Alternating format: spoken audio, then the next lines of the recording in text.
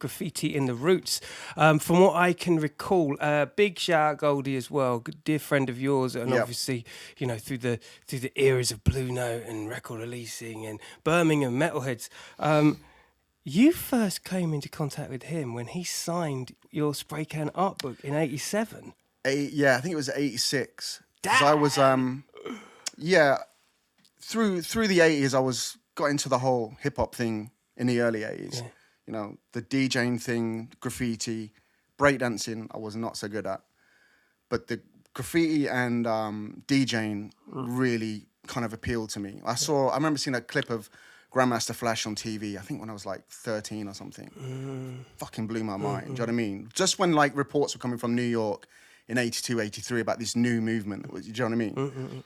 And I can remember seeing graffiti in the background, people breakdancing and Grandmaster Flash on, you know, turntables, 2 turntables. And I was like, fucking, what is this? This looks incredible. And then I think one of the first records I ever bought was like Electro 2 Street Sounds. And, you know, and then the whole kind of B-boy thing started coming across in the early 80s. Bad Boy compilation, wow. Yeah, that was like the first record. My dad took me to, I think it was Revolver Records in Coventry as it was. And I think it was 12. And I bought Electro 2. And just studied it. Do you know what I mean? Studied it. And I was into music from in the 70s. You know, when I was a kid growing up, I used to watch movies, and I was fascinated with the soundtracks. You know, I was like thinking, you know, I was fascinated with the way music could make you feel emotional, make you feel angry, make you feel scared, suspense, all that kind of thing. So I used to watch movies and just be fascinated with the soundtracks. And then my dad was born in Africa.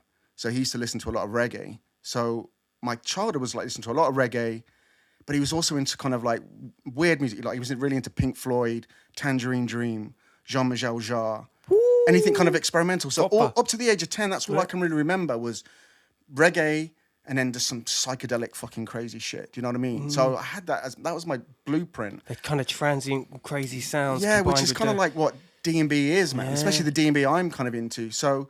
And I was drawn to music anyway. And then I was like making mixtapes when I was like 12. I had a twin cassette. Yeah. And that's literally how I used to make mixtapes, obviously, before I had decks. And then I saw Grandmaster Flash and I was like, wow, this is amazing. And got into the whole hip hop thing. And then slowly but surely got into the graph thing and the bombing thing. And then by the time I was like 13, 14, my parents had just split up. Around, I think when I was about 12, 13. And that gave me the freedom to basically do what the fuck I wanted to do. Do you know what I mean? Was that like a kind of key to the city sort of thing? Well, yeah, and then also you want to. I was also, I think, maybe looking for a way out of just getting away from that kind of trauma of. It was not. That period when I was like 12, 13, wasn't good when I was at home. So I was looking to get out all the time anyway. Yeah. Do you know what I mean?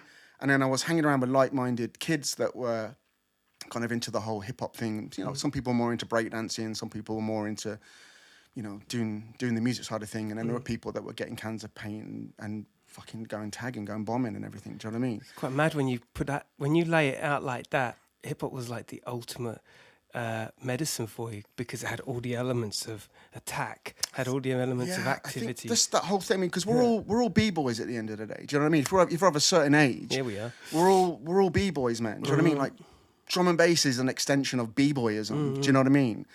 And so yeah, I got in. I was, by the time I was like 14, 15, I was hardcore into bombing. That's all I was doing, man. I was mixing in a day. My dad made me a pair of turntables when I was for my 14th birthday, and so I was practice mixing all day. And at that time, I was kind of like buying early electro and early house music and early techno. That's kind of more what I drifted into. Yeah. And at night, I was just going out bombing all the time. And then, you know, I knew of Goldie.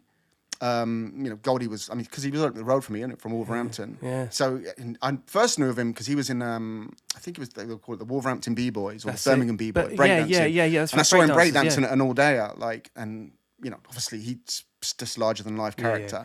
Flamboyancy. Like, and then obviously he went to New York, and then when he came back with Brim and Bio and Vulcan, all those guys. That's where you met up with him. That's when I first met him. You know, he did an exhibition in Birmingham, and we all went over there, and he signed my book, Spray Can art book, Subway art book, sorry. And then this is so weird. And then like, and I think he went away again. Then the rave scene happened in the late 80s. I looked into DJing, started playing out in 89 and 90, really kind of made a name for myself in those early raves in 90 in the Midlands. And then I started making music in 91. And that's when he came back to the UK. He met Kemi and Storm, took him to Rage. And I was going to Rage around that time, back into 91, 92. We both got to know Groove. I got to know Groove through DJing. He was coming up. Groove Rider, that is, sorry. Hold tight, Groove Rider. The mighty Groove Rider. Mighty Groove Rider. And then G got just sucked into the whole rave thing. Because he'd missed like the first couple of years because he was in New York. And 91, he was going out.